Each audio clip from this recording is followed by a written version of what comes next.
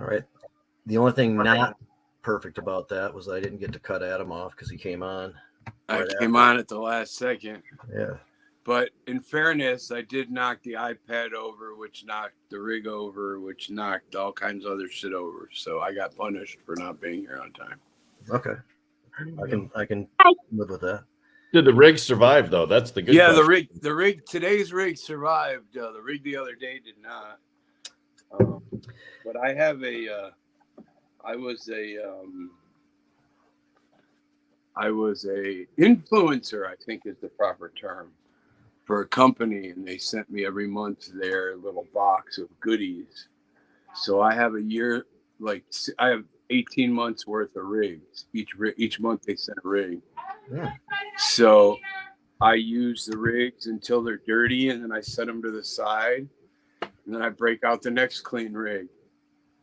And that's the most efficient way to do that. Well, and then I get someone to come clean all the glass. That's an extra level of efficiency that you can't really compare to. I used to take the glass somewhere else, but I figured out how to bring one in to take care of the glass. So you got 12 or 13 rigs to clean. Sure, it makes a good day. No problem. Yeah. Here, come spend 5 hours in my house cleaning rigs in my bathroom. There's a lot of interesting new chemical solutions in order to clean rigs. Modern glassware, for people who are not familiar, if you're just a joint smoker, some of the modern glassware includes tunnels and avenues that are extremely difficult to get to, that you could never get a traditional brush type cleaner into. And you sometimes have to rely on those chemicals in order to get everything out of your wonderful, expensive rig. There's some good products out there. And since you brought it up, and they're not a sponsor, but they took care of me, I was given a big box of this voodoo cleaner, and I actually used it for the first time the other day. I had to clean a rig. That stuff's amazing. If you follow the directions, you know. But I remember people used to just put rock salt and water, and swish it around, try and all these different things to do it. But kosher salt and a little bit of alcohol is what I've been using for 20 years.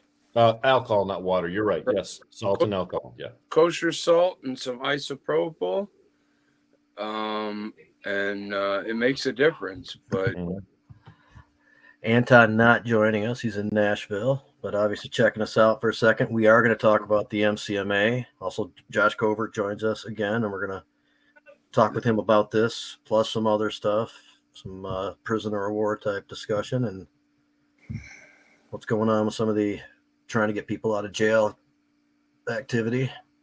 I'm more interested in trying to put people in jail. I've been reading some stuff lately that sounds like some people might be going to jail.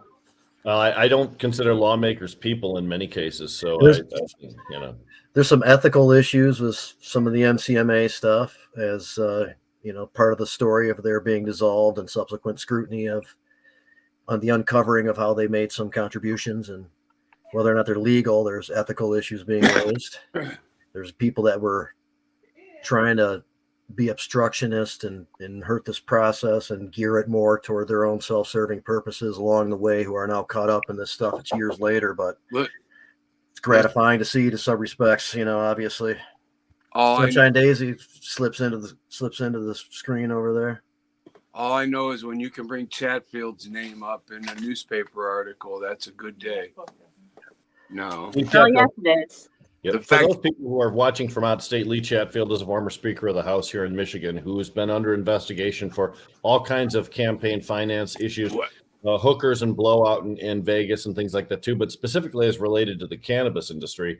He was in charge of the House at a time when a lot of issues were being brought before the House of Representatives, and there were a lot of influence being peddled by lobbying firms in Lansing, and it is just now 3-4 years later, and it's starting to catch up with them, as Adam said. So just to keep those folks who are not in our normal news cycle up on the news of the day, that's what we'll and that's all tied in part to these lobbyists, these people that are representing the Michigan Cannabis Manufacturers Association. They were with other organizations before then. and there's some connections, as there is ultimately with the review board issues that we could talk about with some of the FBI investigation and scrutiny on Rick Johnson, who we all knew that was a screwy fucking situation from the beginning. A lobbyist, being put on the review board. But who didn't think Johnson was taking money? Well, I did for sure. And a lot of people who met with him came out going, "Holy shit, I'm not sure if you can do that kind of stuff, man." There's like more than one account of people actually that was talking to him. pretty obvious he was taking money, whether people were saying those things or not. It was so contrary to what was going on that he had to be being paid in order to be contrary like that. Yep.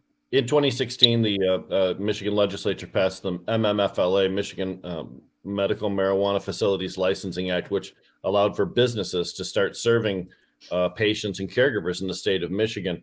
In order to decide who got those licenses, the legislature created something called the Marijuana Review Board, which included 5 members, a couple of which were former law enforcement or former legislators, including and somebody on the board of pharmacy, which is a contradiction in and of itself, too. The whole thing, crazy addition to. But what we're referring to, Rick Johnson was the chair of that particular committee, and Rick Johnson was a former Speaker of the House who had been a lobbyist. And then when he got nominated for the committee, he turned all his lobbying firm over to his kids so they could lobby and he could have his hands off of it. And then when the committee was done, he went right back to lobbying again. And it just stinks to high heaven that his family continually had cannabis industry clients at a time when he was deciding who got and who were denied licenses on the board. It was just so wrong. So just for a little bit more background too on this guy, he used to really, really frustrate a lot of people. When there is a rules that need to be made or new department need to be implemented, and this type of thing via lawmaking, which is oftentimes the case. So they put together the act and say, we'll do this, this, and this, and this. But then an actual department is formed to create what those rules are and how it's going to get implemented, and all that kind of stuff. And when they do that, they can, by the structure that's in place now, create a 5-member review board. And normally you pay people who understand the state systems and know how to give input to these things and do these processes and everything like that. In this case, the legislature said it's not an option. You are going to have this, but this is a referral board. This is to help give, guidance on these things. They don't have this great authority, but when these guys came out of the gate, they were saying right off the bat, and I proclaim all stores closed, and and just right. Stuff like that, Crazy. So they were trying to take control right off the bat, and it was difficult to get past them, and they had to be challenged a lot. And take a look right over there. You'll see one of the most famous children in Michigan, our baby Anna, one of our pediatric cannabis patients. She's doing so good too. I've been watching the updates on her progress as she comes through all the different treatments that she has. And she's been in the legislature for testimony with Tanya there, who's her grandma and who's her loving caretaker. A few local meetings to help her perspective. Oh yeah, yep. There too. That's right. Smile. You guys are muted if you're talking a little bit. There you go. She's looking for you, Rick. I know. She loves the sound of my voice, as all women do. Oh, that's Oh man. Is that what it is? The sound of your voice, huh? Well, that's my most compelling attribute. Let's just call it that. Okay. Everything else is eroded around him. Yeah, from the mouth down, it just gets worse. Right. Yeah. Right. She sees what's going on now. Good job. These guys are at GC3, Jersey County Compassion historic Club. organization in this whole movement. Many people, but of course Jeremy and Ramona. And, Jersey County is a unique kind of a isolated island of Flint area got going early and often, man. And there's a lot of the good people there who are still doing it. years and years and years ago. Yep. Yeah, they do a lot of great community stuff out here too. Yeah. They're They did awesome. the toy drive and Christmas, Thanksgiving. Oftentimes, our industry shows up at those times, and so does the caregiver communities. Those are the times when our society is in greatest need and people feel the most lonely, and that's when we should be showing up to help out those folks. So, much praise to them. Yeah, so do you know the current status of the FBI investigation or what's going on with? There's probably a grand jury. We're expecting indictment, do we know what status is on that? Everything is still currently in investigative status. Those of us who've been through the criminal system or at least been threatened by it know that it takes a long time to build a case. Adam, it was probably months and months after your raid before they actually formally charged you, I'm pretty sure. And attorney Josh Covert there knows exactly what I'm referring to too. But it's been a long time since some of this testimony was taken and some of these facts were unearthed by those folks. Well, I'm having a hard time imagining. Well, I realize you want to make an airtight case before you file charges, but it seems to me like we should have already had something in the courts by now against some of these guys. Their crimes are so grievous. I'm going to tell you that because you read an article in the newspaper that mentions the Attorney General and mentions the FBI and mentions all this stuff, that this could be happening soon. This is, this isn't just they can't not charge somebody now. They can't. They have the federal. They got to move. The federal forward. investigations. Sorry. I was going to say they have like 5 years. Remember, like it Right. got into like 3 years with like Ryan's case, and he was kind of hoping that they weren't necessarily going to decide it worthy of pursuing, and it got close to when he could almost see the light at the end of the tunnel, and then they went forward with the charges and everything. So sometimes they do kind of like really take their time on these things. This is one of those things where they're looking at, first of all, they're looking at Chatfield for 16 different things from Sunday. He only dragged in Johnson. Or Johnson really dragged himself in, but they then looked at Johnson. And once the state got done looking at everybody, I believe they went, well, there might be some federal charges here because, of course, we don't want to charge them. Let's hand this off to the feds. That way we can stay pure and run the CRA. Well, in my conversations with journalists, I've been interviewed a couple times for this series of articles. FBI investigations already underway. The journalists made it very clear that they're already at a federal level are already doing that work. And I just think, like Jamie mentioned, and Adam as well, that just stretches things out, just makes it longer. Now you've got two different agencies looking at the same set of facts. And are we going to charge state-based? Are we going to charge federal? Which crimes go where?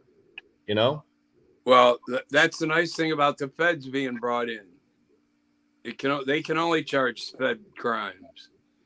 And the state would have charged already if they thought they could and should. I believe they think this is a federal issue. I believe they believe this is corruption in the legislative branch, and they want to go after them federally. Also, that takes the eyes off of all the rest of the guys in the Congress and ladies that are accepting bribes in the state legislature, because those two weren't the only two. Well, it's former Senate Majority Leader Arlen Meekoff was kind of skewered by one particular reporter for the Detroit News, Craig Mauger, several years ago, as soon as he was done in office, for all of this secret nonprofit organization that he had, that all of these companies dumped funds into, which technically, supposedly is not against the rules, but certainly ethically screams like corruption. And I believe that it's possible you could establish a RICO situation here, where you have lobbyists as the center of a net, where money is being funneled to this lawmaker, to this lawmaker, to this lawmaker. If we look at contributions to people who were actually committee chairmen considering bills at that particular time, that's pretty suspicious. Clint Kesto's name was mentioned in this as well. Clint Kesto was the guy who ran the House Judiciary Committee in 2016 when the MMFLA was passed. And he was so bad, he wanted to run for the Senate. His fellow Republicans wouldn't let him. He was a one and done. As far as remember the only time we've ever seen this in history at a committee hearing, where he took a vote, passed his shit, and then took public testimony on it. Right. Yeah. Always public gets a chance to weigh in. Well, public and lobbyists weigh in first, and then the vote is taken. We interviewed Jeff Irwin on, I believe it was Planet Green Trees at that time. Jamie and I were doing Michael Kilmoran's podcasting show. And I asked Senator Irwin, have you ever seen this before? And he says, never in my entire career. So it was a unique experience. Kesto was just that jaded. mean, and a lot of these guys, they mentioned it. The author of the article that I read mentioned that Johnson basically brought this upon himself by being so anti-marijuana that anytime marijuana was brought up, you know, he shot it down. He didn't shoot down all kinds of other things that maybe he should have and would have made sense. But marijuana, as soon as it was brought up, he was anti-marijuana, not even willing to listen. And that to me that's almost as bad as Fulton, who was more than willing to listen and probably stole just as much money, but from a different group of people. Yeah, well, that's true. Mike Calton was a House representative who introduced bills that we called the local option bills, which would have established a system of businesses for the medical marijuana community, which would have been supplied by caregivers. That's what we created. The original version did not mandate testing; it allowed for it, but didn't mandate it. You could if you wanted to, but it wasn't required. Let the market decide whether testing was required or not. And that unfortunately was defeated at the last second in 2014. And then in 2016 was reintroduced and didn't become successful because the MMFLA was passed. What a drag. Don't forget Don Bailey on the committee. So like what's his motivation? We can see Rick Johnson's motivation. Is Don Bailey, just an asshole, or is it? No, I believe these guys were like anti-weed people, like real haters. Yes. Like real haters. Yep. Some people are like that with narcotics because, well, they've had problems with narcotics, so now all narcotics are bad. Some people are like that with alcohol because they know the damage it's done. But these were guys that, unless they had like a bad night in college, I don't know why they hated on us so much. Don Bailey was a former Michigan State Police trooper who was on that medical marijuana review board to decide who got and who was denied licenses to play in the early days of the medical marijuana business community here in Michigan. There was a second person with a law enforcement background, David LaMontagne.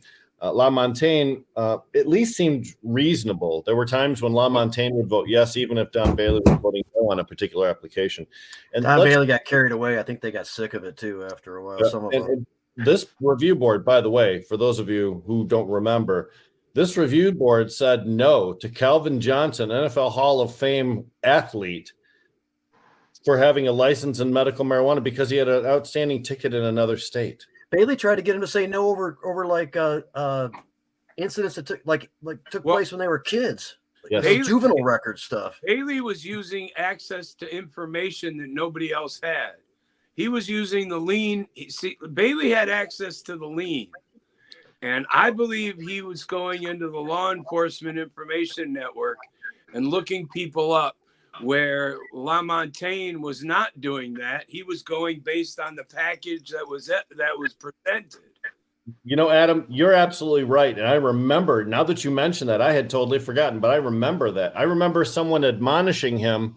I think it was the woman from the Board of Pharmacy admonishing Bailey for bringing facts that were not commonly available to all of the review board members to the light, and then questioning where he got that information. Yes. Thank you, because I had forgotten that. And I guarantee you, if you look in his training, he was a lean operator. He had gone through you have to be trained on how to use this machine. Now, I would hope that he wasn't a lean operator and he actually went to another trooper and asked him to look things up, because that would be a conspiracy and that would be an additional person we could charge with a crime. So I would love for that to be the case, but I'm afraid that Bailey had lean access. He looked people up on his time. He was high enough up in the echelon of the Michigan State Police that nobody questioned his lean entries, and he was just looking people up. And he knew if you had been a bad boy, better than Santa. They brought up stuff from when some of these applicants were youth.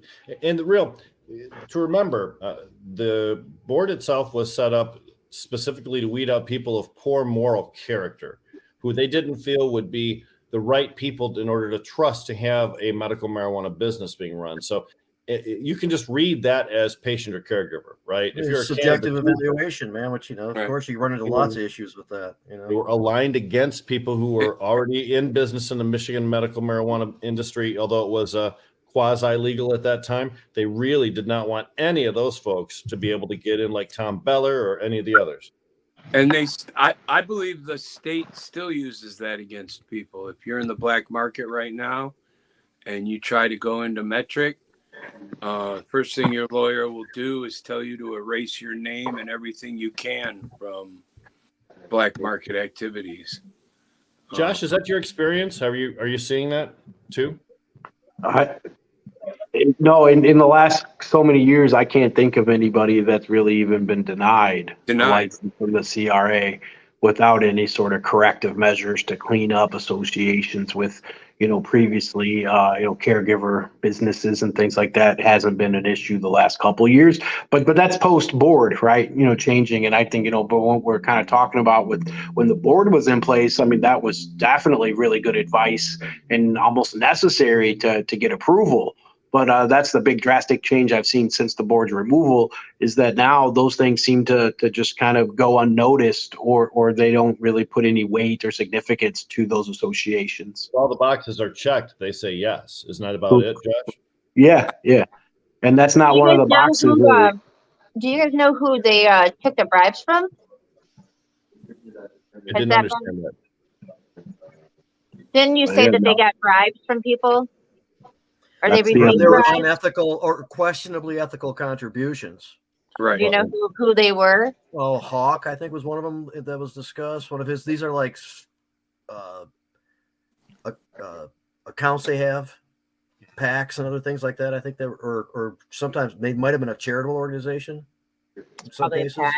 And they're connected to these people, and they were given in, and he'll say, it didn't influence me, It's difficult to say bribe, because bribe is a legal term, determined after a court thing. But some of the companies involved, I mean, what we're talking about today, the Michigan Cannabis Manufacturers Association was a lobbying firm that represented a lot of those big corporations, and much of the money that we're talking about that was shuttled around was funneled through the MCMA. Those people trying to push their bills were, I think they were mentioned in this article as being connected to these kind of contributions. And I guess it's, could be legal. That's an assessment that's kind of been made, and nobody's seeing like an actual crime, but there are people discussing, how questionably ethical it is. When you say things like influence peddling, that implies that someone did something and got a favor for it, not necessarily that there was a monetary exchange, which is what bribery, I guess, essentially is. What's interesting is that before this tax information was released, the MCMA was still dissolved. So this organization that was just outed as making these contributions doesn't exist anymore. Interestingly, that the person who founded that organization and who was the primary driver of it, Steve Linder, essentially retired out of the organization about 6 months, or about halfway through 2022, rather. Correct, which I would argue would be a forced retirement based on an investigation that he knew that was going on, because people had been interviewed. And he's been facilitating bringing the big money interest funds into the, the legislature and other things for influence and lobbying and all that type of stuff in different incarnations throughout. The MCMA was just the most recent one.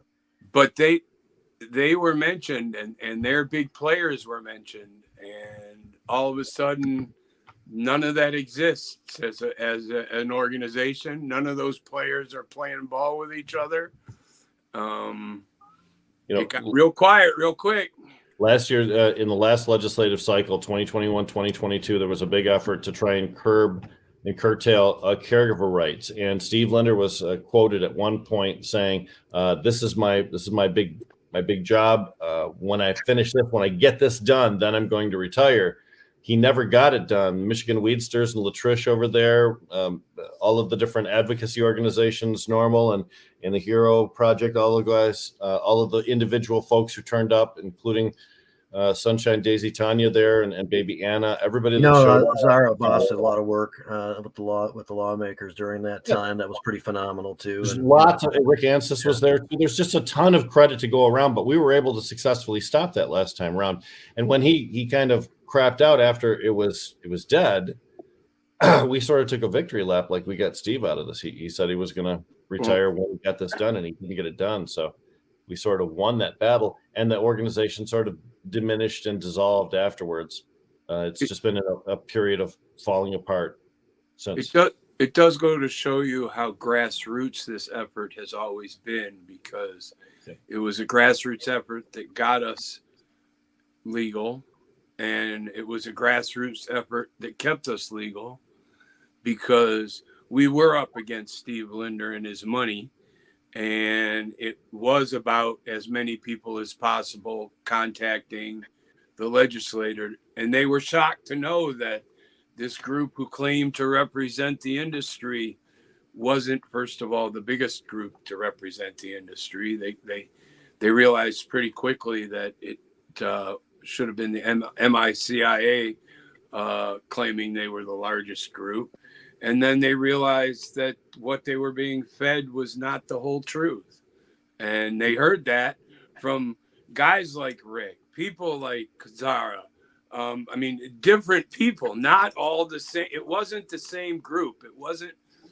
People ask me all the time, as a board member of Normal, and this happened before Weedsters came on board.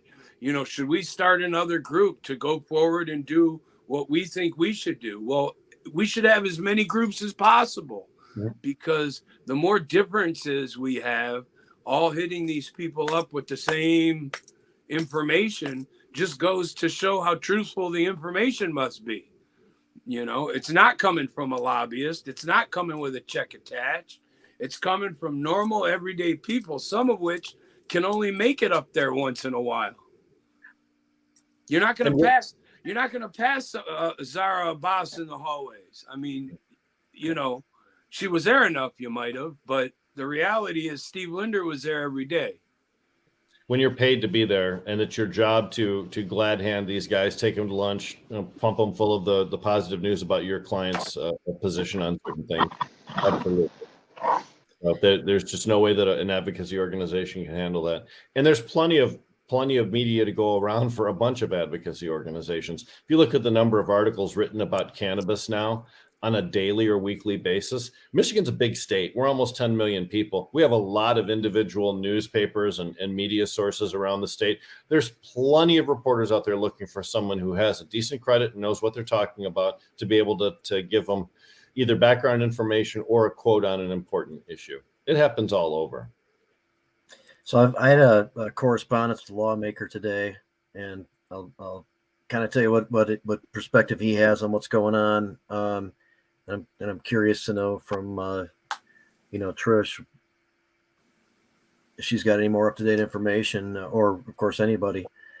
But there's a lot of stuff on the agenda. Some cannabis stuff's not big priority right now. Things mainly being discussed, combining the licenses, moratorium on cultivation. And there's in the tribal business compact resume. Of course, I mentioned can't have them slip in unlimited funding for Michigan State Police enforcement. That's the case again, because that's where it was last session, of course, and a lot more people are aware of that. But those things are discussed. There's not a lot of faith that even if it gets going, would the 3/4 be there, just with the lot of opposition there is in the slim margin in the change of the composition now from Republican to Democrat, and there's some issues with the idea of trying to get a supermajority on some stuff. But I that's not necessarily the case. It's been done through some pretty tough conflict in the past. So depending on what the issue is, I wouldn't be surprised. So we still need to look out for it. Those companies that were in the MCMA still have lobbyists, and they still have an agenda. And There's still stuff we're looking out for, but I think we're more on top of it now, and I don't think that that there's much that is of immediate concern. And I, Well, like to believe that. Don't want to just assume that, of course, because we've been taking down many roads. We've just thought that things were okay at times. But go But ahead, Adam. I also think we have enough friends in the legislature now that when those bills are about to get introduced and they start handing out the talking points and stuff like that, that we hear about it. We get those phone calls that say, hey, you guys want to pay attention to this one. Where we never used to get that. We wouldn't hear about it until it was listed in a committee hearing. Now we kind of know about these things before they get introduced.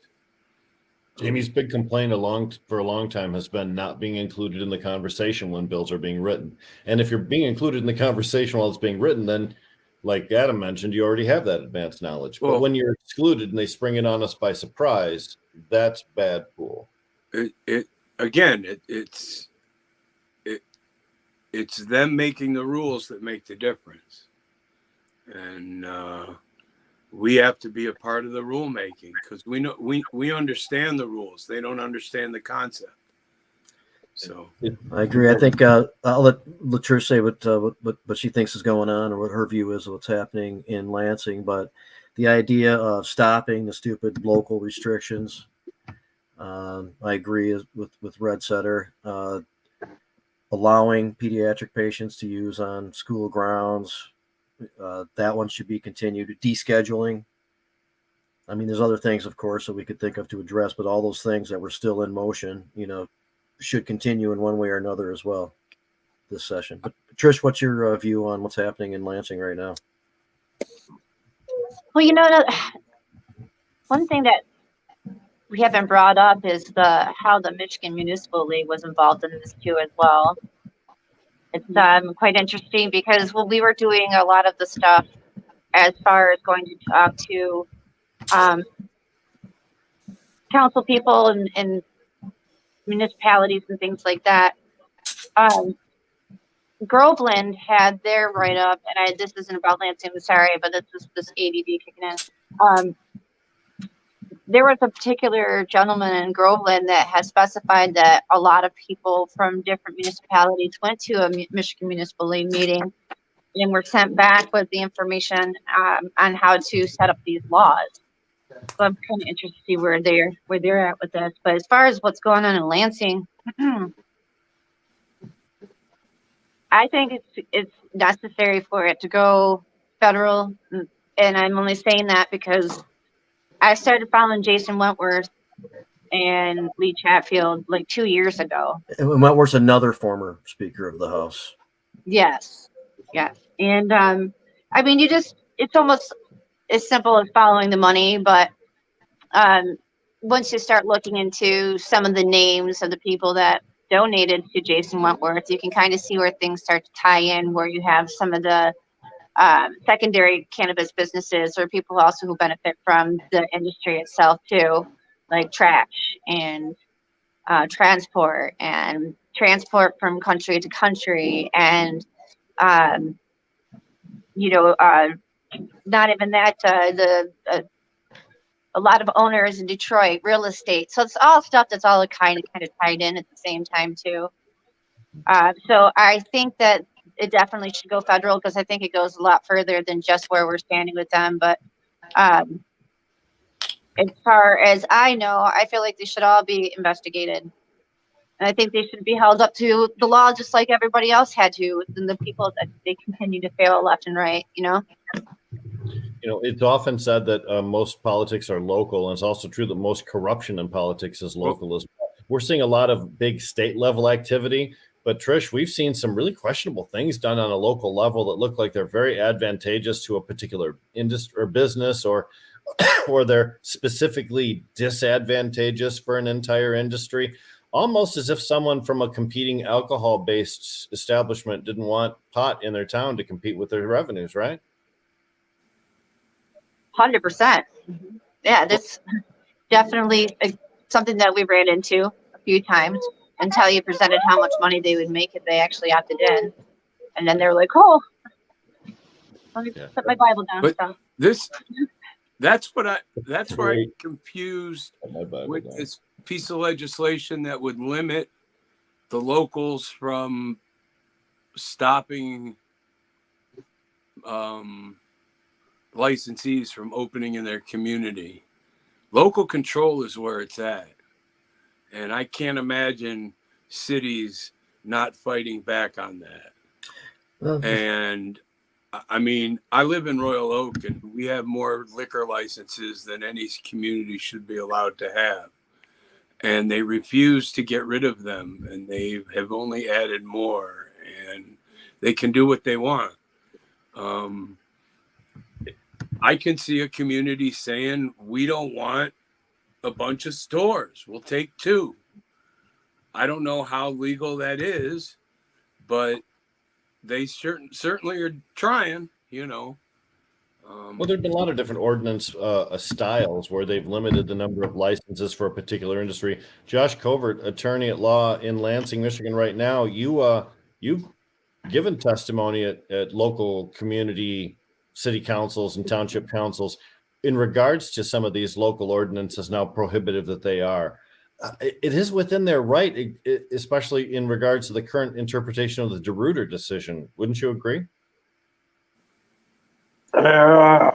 Somewhat. I mean, I think there's still some issues that have remained unlitigated, and aspects of that I think still could be challenged or weren't really fleshed out. it's in their right to make these policies, but those policies are very challengeable, and that's, you know. Yeah, I think I advise municipalities to really explore that concept of risk versus reward in some respects, right? The minor inconvenience that caregivers might place, potentially or allegedly in the community. Is it worth being caught up in court for 3 to 4 years and paying an attorney a whole lot of money? Because most cities don't have, or municipalities don't have, an attorney on staff. What they have is a contract with a firm, and that firm charges them by the hour. And so they could end up spending a whole lot of money to solve a problem that really didn't exist in the first place, or to potentially solve it, and take many years. And so, I bet if you go back and ask, Byron Township, was it really worth to go through all this with DeRuyter? My guess is they'd probably be like, no, like we should have just left it alone, and that's what I try to express when talking to a lot of these municipalities, that you might get a false sense of security based on some of these opinions, but that doesn't mean that your particular legislation can't be challenged for some of the very same grounds or grounds that are yet to be explored, and get caught up in that same fight that would take years and years to really accomplish any sort of result for your community. And that's I think that the route I like them to kind of look at and to take, And the kind of things that happen in the township where Red Setter lives, where they have that 5-acre thing and that type of stupid shit. I mean, that's, if they really enforced it, that stuff is challengeable. So they can put it out there, but Yeah, requiring caregivers to have a parcel of land instead that's of to just grow being inside, by the way. It's to grow Right. indoors. You have to have the Indoors. 5 acres, which is like the extra level of ridiculousness. I don't know how you can make that argument. I mean, that just seems like stupidity, and It's drawn from agricultural laws that have a different correct, application. correct. Yeah. My concern is that the state's going to try to tell a community that they can't limit how many dispensaries they have, or they can't limit how many grows they have. That's actually been litigated, though, and the courts have said that communities do have the ability to set those limits as long as the criteria by which they select the winners is a fair one. Right. That's why a lot leave them just by zoning, or right. limiting the number, but don't have a cap.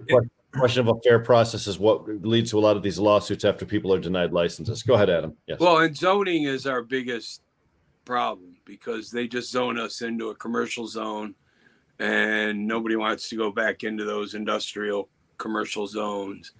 And, it does limit what you see in some of these communities that have opted in, that have said, yeah, sure, come on. Can you imagine a residential property, 25 acres? That must be a big tax base, man. Wow. Doesn't make sense unless it's like a mixed zoning I'm gonna and, I'm going to redirect again. I have another question. Has anybody looked in or know anything about the news that just came out about carrying, the gun carrying? I guess it's being brought in front of. yeah, a federal district judge ruled that it's unconstitutional for the ban that has been put in place for medical marijuana users to also possess a gun. Go ahead, Ed. I'm also interested in it. Obviously, Josh is that was in Oklahoma, and I was going to say there is no actual ban. There is no actual law that states any of that. It's all based on a question on the federal form that for purchasing firearms, not for ownership of firearms. Right, for purchase of a firearm. I'm not aware of any law in Michigan that says you cannot carry a weapon and possess marijuana. This is federal. Yep, and I'm not aware based on it being a controlled law substance. Obviously, not being able to use the firearm while using a controlled substance or that kind of thing. Or the law says you cannot purchase if you are a user. It says nothing past that. The form is about purchase. So there is no federal concealed permit. It's a state concealed permit. And the state asks the same silly question. And again, this is the Second Amendment. It's the only amendment they seem to be able to take away from you. So, Josh, you're an attorney, and you know about mandatory minimums for gun possession while commission of a felony. And oftentimes, if you're in possession of more than your allowable amount of cannabis, that in the past has been considered a felony. What qualifies you to trigger that additional firearms charge when you're talking about a criminal defense case?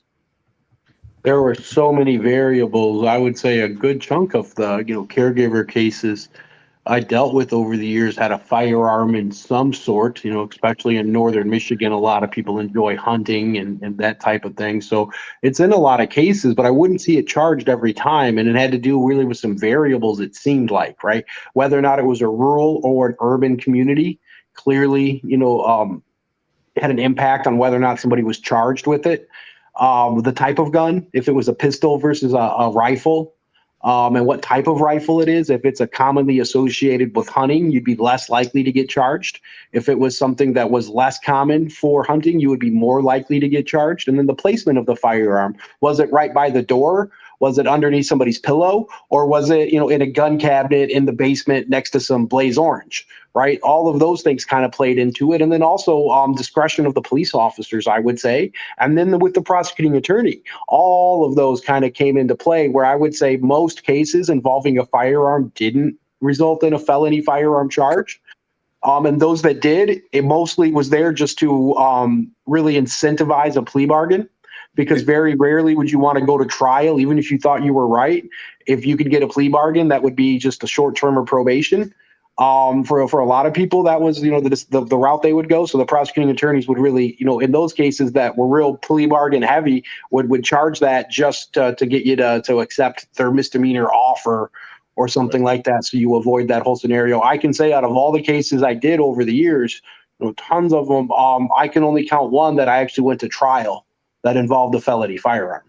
And fortunately, in that case, we had it was a marijuana case, maintaining a drug house, possession with intent to distribute, manufacturing marijuana, and felony firearm. And we went to trial in Wayne County with the bench trial, and we walked out with not guilties across the board. But it was a big risk on my client because, had he been found guilty of one of those crimes, he would have had a mandatory 2 years in prison. And there's not a thing the judge could have done about it, right? And so it was a big risk on my client's part. And fortunately, it came out right. And this is state court, just for clarification. Right. What we're talking about recently was a federal thing, but that's still, very pertinent. And that's where I think most of these prosecutions take place, is on a statewide level. I love that we have a federal judge that's coming to Jesus on this thing, but most of the times people get jammed up, as Josh mentioned, a 2-year mandatory sentence used as a lever. in order to get you to accept a plea bargain that you probably would not normally have accepted if you didn't have that hanging over your head. 2 years sounds a lot better than the 21 they were talking. Let me tell you. I'd hate to be in the position to have to make that decision. This is God a bless. case And that- I'd have beat them, and I'd have beat them on most of the 21. So this was a federal district court decision. Because that's where it This fell. could eventually make it to the Supreme Court. Well, we expected it will, because And- that's a district court decision, and then has to go up the chain. The appeals circuit, and then appellate, Supreme and then- Court. And this is one of those questions that could be, big enough and of, Well, meets this all the court- criteria. this court has a deal to handle gun I- issues. They've already done it this year. And so that's the case. We have this, I have a feeling. not typical composition of, how these justices Yeah. came into being. So they are a little bit, I think different. it end up being treated Josh like is trying to alcohol. get in here. Let's let Josh in. Oh, no, it's fine. What I was just saying though, a lot of times when, let's say, we win, right, or the defendant wins, it doesn't always get appealed, because then that could go to a higher court and have broader precedent, right? So that prosecuting attorney might collectively with other prosecuting attorneys say, hey, let's just let this one go in the District Court of Oklahoma, chalk it up as a loss, but we can keep doing it in every other district, right? If it goes up, it might have a broader impact. And sometimes I think strategically things don't get appealed when we win, so to speak, right? And that's so it doesn't have that sort of broad impact or effect. So the current decision on this gun that we've been talking about only affects like a 4-state area. It's a very local federal district, Texas, parts of it, Oklahoma, some other states. It is not applicable on a national level, but it could be if that case is appealed, if that decision is appealed. And part of the problem with the whole gun thing is that you cannot protect a felony with a firearm. That becomes a crime. So as soon as we change the rules enough so that people aren't being charged with distribution or conspiracy for this or all these charges outside of our marijuana laws that we have, as soon as things get normalized a little more, these gun charges disappear because you're not committing the felony. Doesn't meet the threshold, right? Right. And that's where they get you, is you can't protect a felony with a firearm. The firearm doesn't become a felony until you protect the felony. one of the benefits of the descheduling effort. Well, that's the thing. If they deschedule, now the federal government has no say, because it's no longer an illicit drug. And that's the question that is asked, is do you use any illicit drugs? Not do you use marijuana? The question is illicit drugs. And many people in Michigan will not check that box because they don't feel that they're using illicit drugs. Hey, The so FDA, go ahead, Jamie. no, if you want to finish this up, I wanted to talk to Josh about something else. We had planned on getting to some other stuff. So in case he's got a The FDA just made a ruling that they couldn't really make a decision about CBD medicines because it was just too convoluted a field. They said the legislature has to come up with a solution. They will do exactly the same thing on cannabis because it's equally as murky a field of law. That how does the FDA regulate cannabis?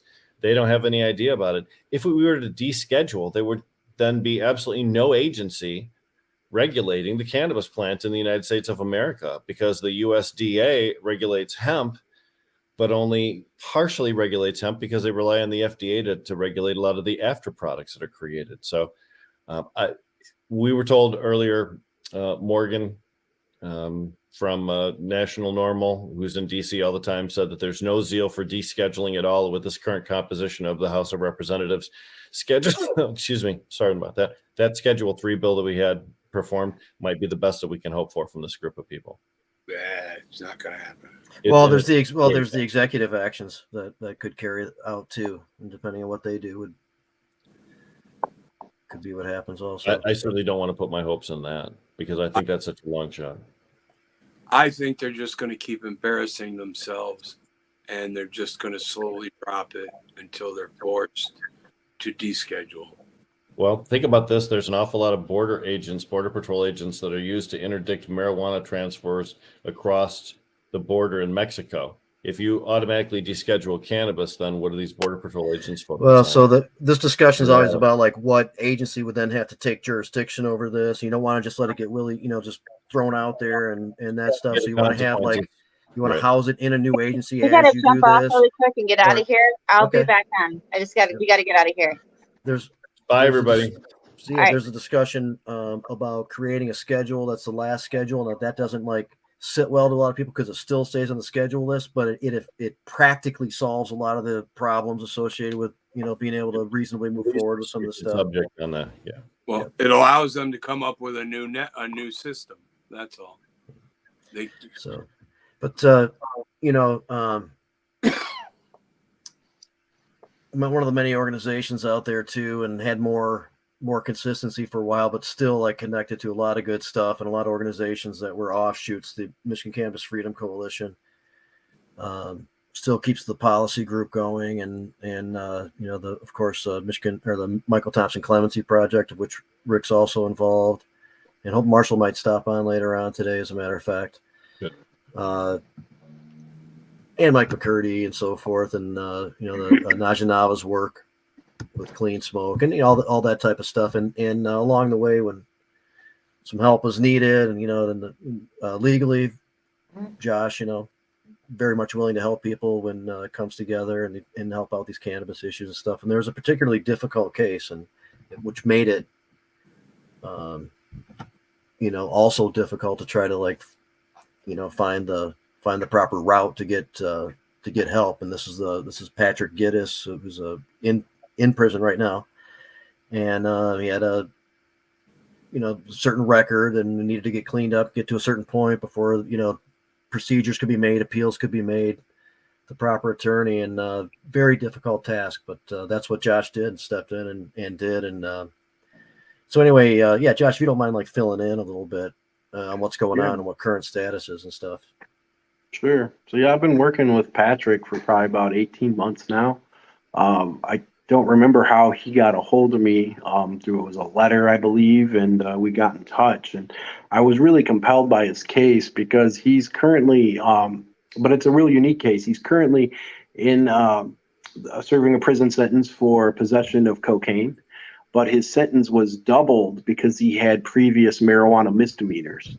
And so he is currently served more than he would have on a first offense. And so the time he's currently serving is directly related to his marijuana convictions. And I was able, over the last 18 months, it was a long process, but I was able to get his marijuana misdemeanors. He had a few of them, all expunged from his record. And I was able to do that while he's in prison, which was really awesome to be able to know that the law allows someone even in prison to get a marijuana misdemeanor expunged from their record completely.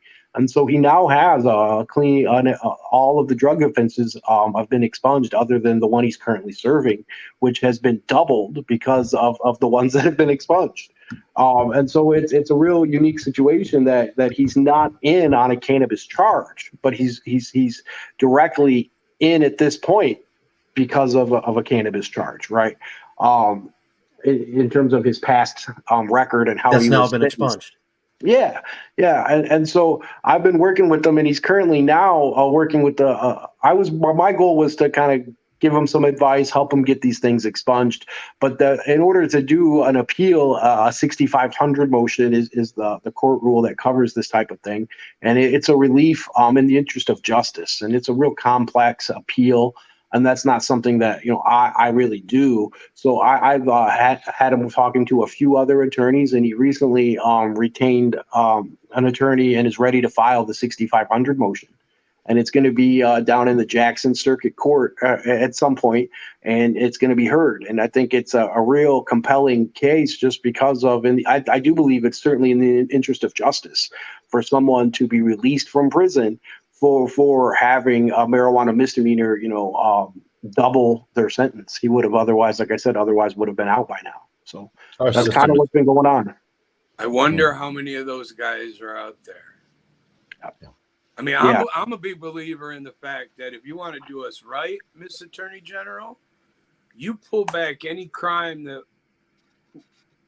they found after they served a warrant for cannabis. Well, that seems Okay. like a pretty broad net. That was a list we did ask for, and they gave that was the Over 1,500 2,000 people or Yeah. something like No, I Yeah.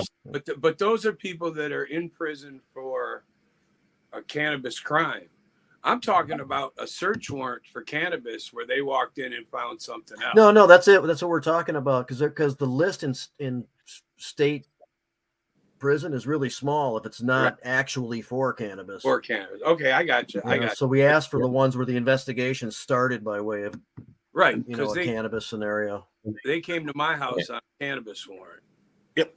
And they didn't find what they didn't like what they found, and they were pissed. So they started looking and looking and looking, and they found something. Well, I've been working with a really Last Prisoner project on Patrick Giddis's thing last year in 2022. I know that we had Last Prisoner Project, part of the coalition that I mentioned. Yeah. part of the Michigan Cannabis Freedom Coalition, and we really had to and put a lot of hope in maybe getting some movement on this case. Oftentimes, unless an attorney on the outside of prison takes note of some case, they don't get a lot of progress. People who are unjustly imprisoned just sit there for lack of attention, which is some appeals Excellent. attorneys who needed that to happen to entertain moving this forward thought it was going to be too difficult of a task. Just want to point out Josh pulled this off. Something that was recognized as not being that easy. Yeah, I had a lot of questions. People didn't think I would be able to get misdemeanors expunged while somebody was currently in prison. That fascinates. Yeah. I mean, I don't see why you wouldn't, but why it wouldn't work. But that just fascinates me because I would think one of the things that the court looks at is the current situation. Mm-hmm. And if the current situation is that you're incarcerated, well, but the law wasn't written like that. The law was written that you're to expunge these misdemeanors because we don't consider them a crime anymore. Mm-hmm. It's no different than when the CPL law went from may issue to shall issue, and one change and one word change, all of a sudden anybody can get one. Well, as long as you qualify. There was no board to decide whether you deserved one or not. Yeah, one of the things they were questioning me on, some of these appellate attorneys, was how I would get the expungement done was because they were under the assumption that you required fingerprints. And they didn't see that process being able to take place when someone's incarcerated to go get fingerprints the way you need to get the fingerprints done. It's through the Michigan State Police, and that would potentially require a prisoner transfer and those things. But with the marijuana misdemeanor expungements, you don't need a fingerprints. It's simply a form, right? That gets filled out and signed. So it made the process quite a bit easier and something we were able to do without really, any involvement or cooperation on the Department of Corrections. Josh, there's a cannabis law section of the State Bar Association. I know that you're a member, and I think that you're right that there's probably a lot of attorneys out there that are under a misunderstanding about this particular thing. I hope that you and other attorneys are able to use that network in order to bring that education level up so that they might be able to help more people everywhere. Yeah, I'd like that to happen. It's such a large section now for the State Bar, right? It involves so many different types of lawyers and aspects in real estate. So really the criminal defense and maybe the social justice side is maybe a little smaller in terms of representation. So sometimes some of that message might get kind of lost in the shuffle because you're really only speaking to a few people in that group of a couple hundred that actually really are in this for the criminal defense and the social justice at this point. A couple made a push to oppose a 5512 last session when that was flying around, but they couldn't get it organized enough to get the votes, or I forgot exactly everything that happened, but it was because of kind of what Josh is describing. It's not like there's a bunch of people that have a reasonable perspective on this necessarily. Attorneys and tort attorneys, people who do prosecutors things and not necessarily as industry specialists or criminal defense. I do have a question though, Josh. Did you get any resistance from the MDOC while you were trying to deal with this? I mean, letters are being mailed back and forth, right? No, we were able to do everything pretty smooth. The holdup really was with the court. The court kept making us refile it because they said this isn't the. So that's the other thing. Like, so not only do attorneys don't understand this new expungement process, but the courts don't. I filed it. No movement. So finally I reach out to them and they were like, oh, we didn't get it. And then I sent him again. Oh, it's the wrong form. Where I'm like, no, this is the correct form, right? This is the new form.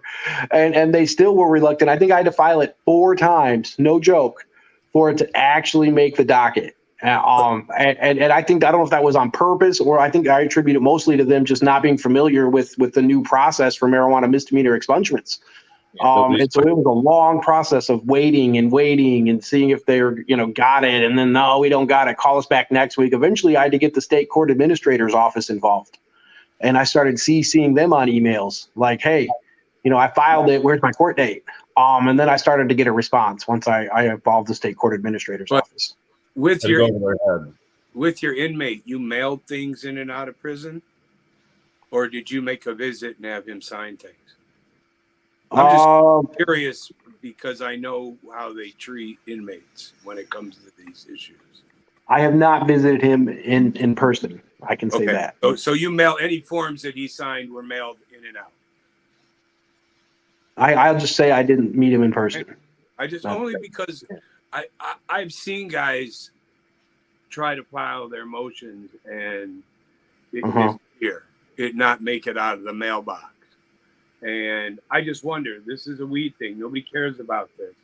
But the MDOC still likes to mess with inmates as an institution and as individuals. The only roadblock I really got from the MDOC was that at times my client was unable. We've mostly relied on phone calls. Right. And so there's been times where he's not had access to phones for different reasons, COVID lockdown, this, that, and then we go 2-3 weeks without talking. And that's the hardest part.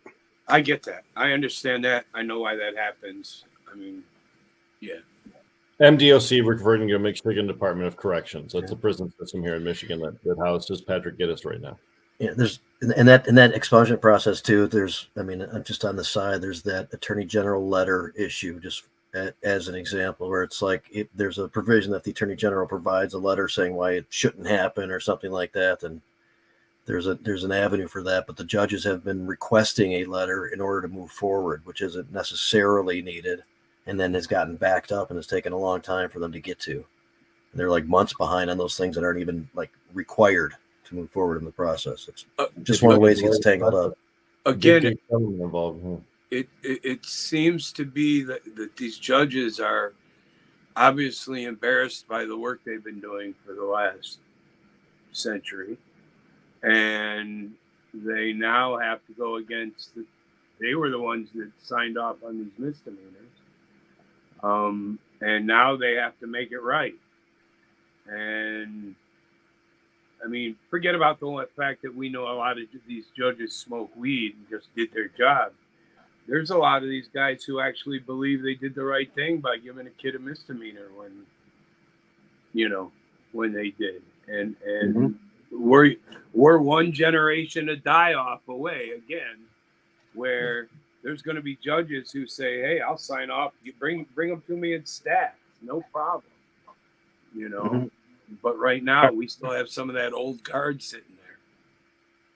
I for the most part, I've had good reception with expungements, not marijuana, non-marijuana expungements. Generally, if the person qualifies and you can show the judge that they've done something in their life since that time period, like, hey, I've had a job for a few years, I've now been a father, lots of different life, and that normal life milestones can be enough reason for most judges. I can't say I've ever been denied an expungement for marijuana or non-marijuana throughout my career. Most judges say this is my favorite thing to do as a judge. Most judges have a pretty good way about going about expungements and a pretty healthy attitude when it comes to expungements, because I think they feel that you've earned it if you met the qualifications necessary to qualify, because we all know those were pretty hard qualifications, and I think they still are, but especially before. And the fact that someone went ahead and went through the system and met those requirements and then filed the right paperwork, judges were generally happy to grant expungements. And in my experience, and obviously there's lots of different types of judges out there, and fortunately I haven't been in front of those types of judges, at least for my expungements, and it's been a pretty good. I did get one that it's kind of a little funny story I got to say is one expungement. I had I went all the way to Flint, showed up bright and early in the morning, get called up to the docket. He looks at my client, the judge does, and goes, "Sir, are you wearing short pants?" And it was like summertime. My client had shorts on, and he goes, "In my courtroom, we wear long pants. You'll have to come back tomorrow." And we came back the next day, and the judge granted my expungement. No big deal. But it was just, he didn't like the short pants. So. That's why it's funny, I went into a restaurant and was told to take my hat off because they don't allow hats. And I explained to him that this is part of my religious garb, at which point he was more than happy to sit me at the table. Mm-hmm. It's the right thing. I mean, it's happened many times.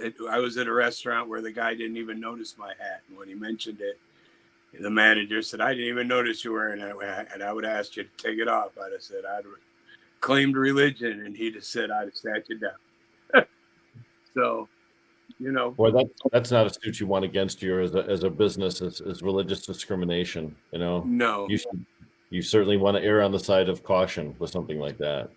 Yeah, we ended up smoking a joint with this manager out the side door, but in Troy, Michigan, I might add. Mm-hmm. Yeah. But there's some dynamism. Go ahead. I was gonna say, I once had a judge. I had a grandma I was representing in court, and she had reading glasses on her forehead, much like I do.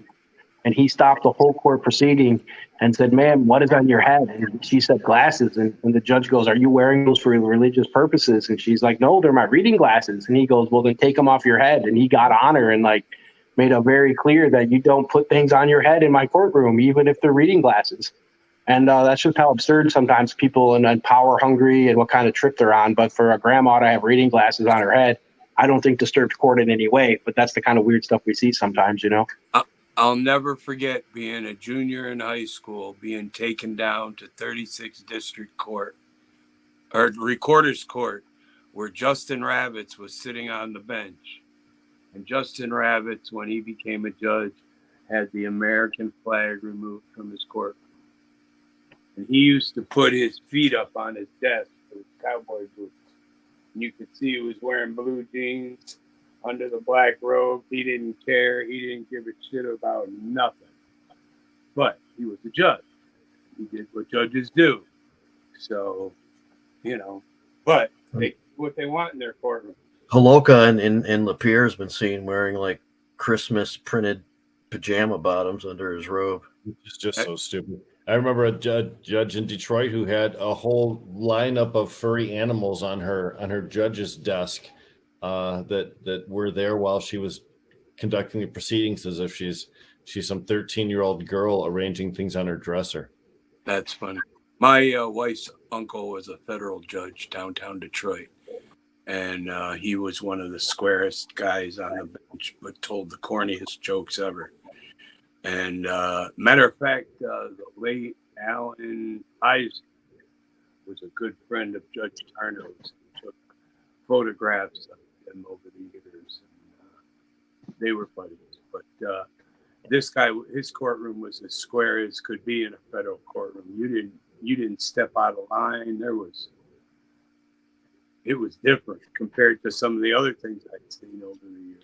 The federal courtrooms I've been in, the federal places, in my opinion, have been very spit and polished, very straightforward on a federal level. It seems like on a local court, you can kind of slop a little bit, but when you're at that level, there's no B students. They're all A students. I actually had a guy that did some work for me in one of his, he was in between jobs, and what he did was he redid federal courtrooms. And it was all woodwork, and it was all mitered edges and corners and crazy stuff. And, he used to talk about that. What some of these guys want courtrooms that, are exquisite and want it to look classic and yeah, they are ornate sometimes. Ornate. Italian marble. Yes. The federal courts are way more intimidating in terms of procedure and just the atmosphere. I'm not just saying for a lawyer, but for anyone participating in that situation, it's way more formal, and they're like the red carpets, giant rooms. You know, the judge is up higher than you normally see at the state level. I mean, they're like, you know, way above everybody presiding up there, and then they call it the court. That they do like the hear ye, and they bang on the gavel. And they say the name of the court case, and they say all those with business draw near. And so it just adds this layer of like formality and like weirdness that makes it seem that much more intimidating for people, defendants, and then attorneys too. You know, when you're just like, this is a different level, and they let you know as soon as they hit that gavel that this is different than state court, and they want to make sure you know that. Oh, and they do a really good. I mean, I was family, and they did a good job. You know, I went in the back door, and even professionally, what you don't see in the courtroom itself was a whole different world of professionalism. You know, young kids, all dressed properly, all doing the right thing, all, you know, working hard. I mean, it was wild. It was a really cool experience. Even behind the scenes, the federal clerks in those courtrooms are top grade. It's a position that even the guards covet, right? So those are actual federal marshals that work the courthouse. Mm-hmm. And I used to have a business that was 2 blocks away from the federal courthouse. So we'd see these guys standing outside, walking outside in the summer. In the winter, they use the cameras. When things got dicey in America, the federal judges, the federal marshals were outside the federal courtrooms. When my wife's uncle, he had a panic button in his house. All he had to do was push a button and the federal marshal would show up in his house. When he got ill, his wife called the ambulance and called the federal marshals. I mean, they take care of the federal courts. They don't mess around. But these are also the guys that were federal marshals 40 years ago, 30 years ago, and they're at the end of their career, some of them, and they're just keeping it locked down. That's all they do. That's the safest building in downtown anywhere. It's a federal courthouse on the other side of security. We protested outside the federal courthouse for the Duval case for Jerry Duval, and a lot directly across the street from the courthouse. And I know that we were observed from windows and also from people on the street. They made somebody go in and get a permit, but they issued it. It wasn't like a big deal or something. And again, they wanted us to observe the formalities, and that's cool. We certainly are always willing to do that. And and you're right, they didn't obstruct. However, the interesting thing about all of that is that the chief judge in downtown Detroit used to run through the streets in his afternoon. He'd go out for a jog, and there he goes running around. You know, there's no marshal with him. He has no security. He's just running out on his run, and you know, he'd go back to work. Judges parked under the building. Nobody else did. I mean, you know, shit like that. It was wild. Welcome, Marshall Clebeau. So what's up, Judge Cabbage? Always a pleasure. So we mentioned Michigan Cannabis Freedom Coalition and Michael Thompson Clemency Project. I'm not sure if we hit Cannabis Caucus and other things, but Marshall's involved with a lot of that. And the case we were bringing up earlier that Josh has done a lot of work on with Patrick Giddis and his record and getting it expunged while still being incarcerated in the conflict, and that his sentence is so long because of cannabis, and cannabis has now been exposed. You know, just the whole injustice kind of scenario there. And I know that you're doing some work with that too. And Josh explained that the appeal process could go through and should be filed, and that I don't know if there's more to it, Josh, if it's like that's actually happening, or there's still some support needed, or there's some other considerations at large, or if we're just expecting something to get filed here soon. Yeah, so he's been in contact with the new attorney that's ready to file and start drafting it up. And so Pat's in the process of, waiting that out for to get drafted and things like that. And probably go through a few, review channels. It's something I'd probably, offer to look at and see if there's things to help with. So we're still working through all of that. But the light at the end of the tunnel, I guess, is that we now have the misdemeanors expunged and an attorney ready to take it on. Not a lot of attorneys do 6,500 motions. Like I said, it's pretty complex, and you get one shot at it. You can file it once, and after it's denied, that is your a way to avoid a conviction in the interest of justice, right? And so it's real important that it's done right. And he's got an attorney now, like, ready to do it. And we're looking forward to getting all that done. I think the important thing to really keep out there is that he's been currently serving over 13 years on what would have otherwise been a 10-year conviction.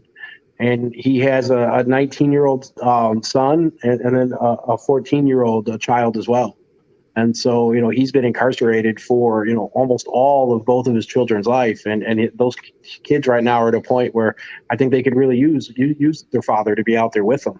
And he's done his time. He's done 13 on what would have been a 10-year conviction. So I think it's definitely in the interest of justice that he gets out. But I wanted to just throw that out there about his kids and how long he's really been in there, because I think that's real important. It makes it hit home more that, we've already cost him 3 years with his kids that he should have otherwise had.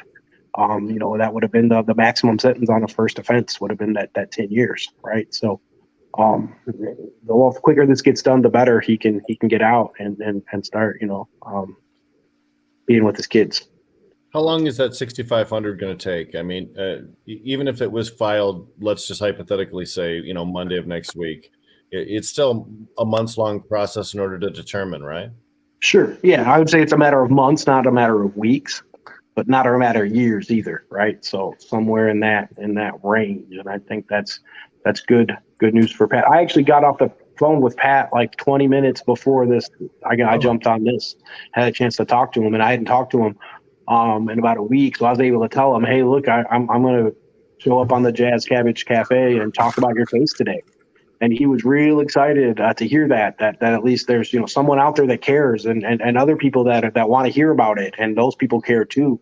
And I think the more support he can get between now and when his case is heard, the better. The more people talk about it, not only does that help him, but other people that are in on a similar situation. Like Adam mentioned earlier, how many people are sitting in the same boat as Pat, right? And my guess is quite a few. So I think bringing these issues to light and talking about it's not just cannabis convictions that currently have people in jail. It's past convictions that have people currently in jail, right? What we see in this case. So, yeah. Nice. Yeah, that's really, I mean, Josh has been working on it for a minute, but that's really why the Michael Thompson Clemency Project picked Pat up as a constituent. Really just this trap sentencing, right? Like stacking the charges. He had a prior cannabis charge. We know that should have never been there. And then they tack on, his sentence, I got it pulled up right here.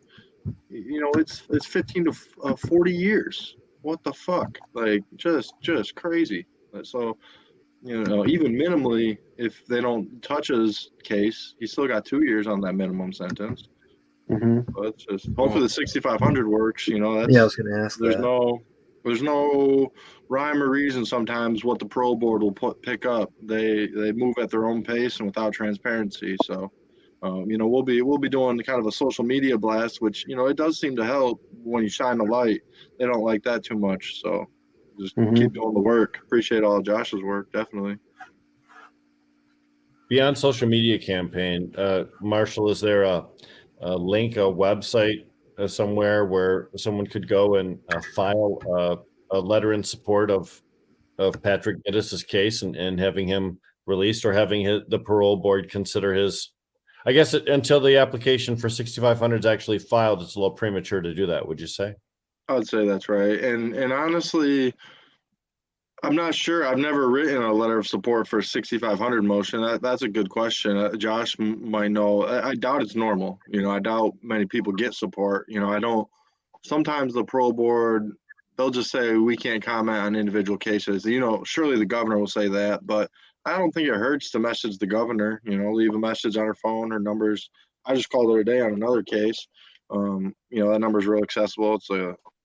I can pull it up even, and then it's extension 5 then too. So, you know, there's a I lot saw of work to do Wikipedia in the about that. campaign. Right. All otherwise found on the .gov site, probably. Yeah, I got it right here. Put it in the scroll at the bottom if you can. So that might help.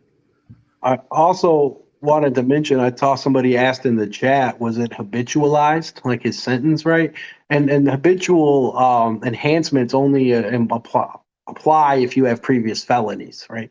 And that's what's kind of different about this case even, is that these were misdemeanors that were used to enhance his sentence. It wasn't under the habitual theory. It was under what was basically known as like a public health code, drug violation would double a subsequent drug violation, even if they were different drugs. Like in this case, where it was simple marijuana possession, somebody just having a small amount of marijuana with them for personal use, then can make an offense later on that involves, like, let's say cocaine, much more severe. And that's what we saw in this case, is that, you know, what really made this an issue is prior misdemeanors, not even felonies. So this wasn't habitualized, it was simply enhanced because of the previous drug conviction, which was a misdemeanor. I wanted to answer that question. And those laws were passed in a time when people so hated drugs, when crack cocaine was ruling things, and the legislature was willing to use the biggest hammer they could possibly find in order to discourage people from using it. And you know what? It was a complete failure. All it ever did was make drugs more popular and less expensive. So, you know, here we are cleaning up the tatters of the old drug war, but still those barbs are buried deep. You know, they're tough to remove. Our community is going to take a long time to heal. There was a big industry around it. I mean, if you look at, and Josh can shake his head, but there were a lot of lawyers that made a lot of money over weed cases, simple weed cases to big weed cases. And if the lawyers were the bottom rung, and then the cops, or then the judges, and it just, this massive pyramid, upside down pyramid of people who made money on the illegality of pot, you know. Yeah. And that was the system. And you know, I mean, now to be able to expunge these things, I tell everybody, even if it doesn't mean anything in your life, because you own your business and you're the millionaire and you're okay, go get your expungement, because you're entitled, and it shouldn't be there. And it's just one more, it's like in a vote. If you ask me, these expungements are votes. I think we'll be able to use this to our benefit to show how many people's lives were damaged over, you know, years of having this on their record. Yeah, that's a good point. And a campaign that Michael Thompson Clemency Project's about to undertake is a pardon campaign called the You Promise campaign. So Governor Whitmer, when she was on the campaign trail, promised to, you know, get this people out of prison for this stuff, but also off their record. So we're going to be calling on her to do a pardon of prior cannabis possession, cultivation, and delivery. It's very important that it's not just possession. Most governors only two governors have done this. Governor Brown of Oregon and the governor of Connecticut. They were both over 45,000 cases. According to Glenn and Josie, she said that Michigan for possession alone has 250,000. Doesn't surprise me. Ridiculous. Jamie, you're on mute. Sorry, Marshall, would you give the message for Governor Whitmer as I put the number up there so people know what to relate that to? Yeah, definitely. So the Governor Whitmer hotline down there, this is for Patrick Giddis. So this will be to support Patrick Giddis once his motion's filed. You know, his file's not there ready, but if you're ready to call Whitmer on something, call her on Rudy, because that Clemency's sitting on her desk and she's refusing. So Rudy Gammo. Yep, Rudy Gammo, cannabis prisoner. So that's her number's right down there, 517-335-7858, extension 5, then 2. Sometimes you got to let the menu play out just so you get to the right menus. But you'll state your name, you'll give an email on the reason for calling, and just let her know that you support, you know, mass cannabis pardons, and you can name Rudy Gammo, and that'd be great. Yep, You know, civilly. Go ahead, Jamie. I just said civilly. just to remind. It'd be nice. No vulgarities, because you want it to be a positive recommendation to the governor. But Maurice Shoemate comes to mind. There's a lot of prisoners that we've not only directly benefited, but helped to actually get out of prison through the Michigan Cannabis Freedom Coalition, Michael Thompson, Clemency Project, your Cannabis Caucus, the Michigan Democratic Party, Clean Smoke. The number of organizations out there working kind of in coalition, Marshall, in order to accomplish some of these good deeds. It's pretty broad. It's pretty amazing, wouldn't you think? Yeah, it really is a great coalition. And it's because it's such heavy work. It's moving mountains. It's just the prison system. They do not make it. They are not in the business for letting people out. I'll tell you that much.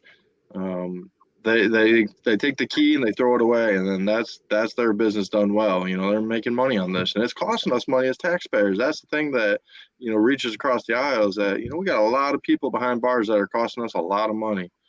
So there's a lot of changes that need to be done. So that's why the coalition of strength is such a strength.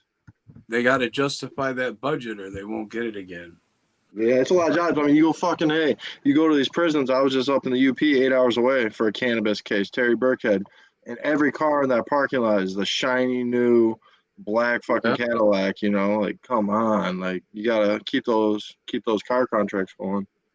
Well, when I was in prison, I think it was $32,000 a prisoner per year. And the more prisoners they have, the less it is per prisoner, because they can spread that out over more guys. Yeah, I feel like I've seen like 43,000 right now. Right. It surprised me because they've lowered the amount of people in prison. COVID was one of those things that they sent all kinds of guys home for all kinds of reasons. You're now a few years removed too, so I'm sure. I'm also 10 years out. So they've been slowly trying to empty out the prisons. I mean, they've worked at it, not necessarily on pot cases, but they're now making all kinds of people not go to prison, and they're sending as many home as they can. Well, one thing to never forget about is when it comes to closing prisons, it's not always about the number of prisoners available or what the civil rights are. Sometimes local communities make this about jobs and about the success of the community. They make it very difficult for the legislature or for government agencies to shut down the prison in their area. So there are more forces at work to try and keep that prison industrial complex the way it currently is. And we would like to see reforms take place. It's just such a battle, and it's not always good versus evil. Sometimes it's people just trying to save their jobs. They will never close the prison at Jackson and they don't use most of it. There used to be a bunch of cell blocks. They use maybe 4 or 5 total. There used to be like 13. They don't use the yard, don't use all kinds of places, but the whole community's built up on prison guards. So they would never, ever close.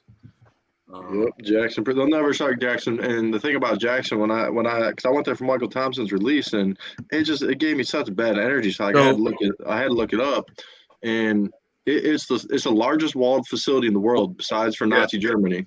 Yeah, which is just crazy.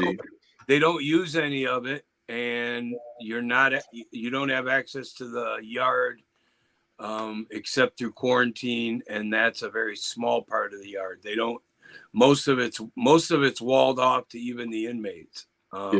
They have a whole unit at Jackson where the building shifted and the doors won't open. Like they can't slide the doors open. Unit 8. And so they don't have inmates in there, and they use 9 and 10 at Parnell, and then where Michael Thompson was released, that's the administrative part of the prison. So everybody gets taken to that administrative spot and processed out of there. I wasn't, because I was released on a Saturday, but everybody gets that same release.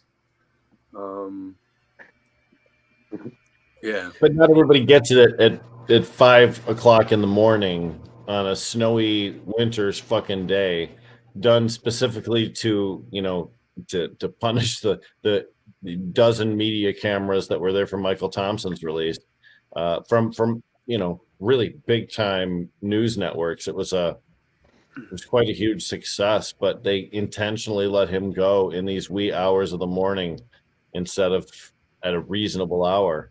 That was weird pulling in there too. They Another one for the whatever. It was just like strange because the cops would prison. stop you. Go, what the hell are you coming in here for? yeah. Marshall was there. Jamie and I were there. It was a moving moment, I have to tell you. It's about 4:20 in the morning or so. Yeah. So, Marshall, does the organization, when you say that Patrick Giddis has been taken on as a constituent, is that support like support while he's in there, being in contact, maybe money for him? Yeah, all these things. I mean, his legal bills ain't free, that's for sure. Josh, man, bless you, done a lot of free work, and it's it ain't free to do all this. So, we can help get him money, put it in his commissary, stuff like that. Definitely reach out. I saw you put our email up there, mtclemency@gmail.com. And sometimes just talking to people, sending them a message of encouragement can really go a long ways, keeping people's spirits up. Yeah. Mhm. Oftentimes in the past, we've seen letter writing campaigns or a booth at a conference or expo. Canacon comes to mind, and there's a big booth there where you can write letters to incarcerated persons just to bring their spirits up. When you get a chance to do that, people do it. When you get that solicitation in your email box that says, please help so-and-so by sending this letter, do it. It's the public actions that really take the notice of the community. The number for the governor's office we put down there before, they tally up who's calling about what, whether they're pro or whether they're con. And that information does go to important people. So the bigger the response is for a specific issue, the more likely we are to be influential to the government. And you know what? It's so easy to do. It's almost embarrassing. When you see how easy it is to do, you'll feel embarrassed that you weren't doing it more frequently in the past. Yeah, and it adds up. They don't get, even if you get like 5 calls in one day of the same thing, they're like, what the hell? That's not standard. So my brother-in-law used to work for Carl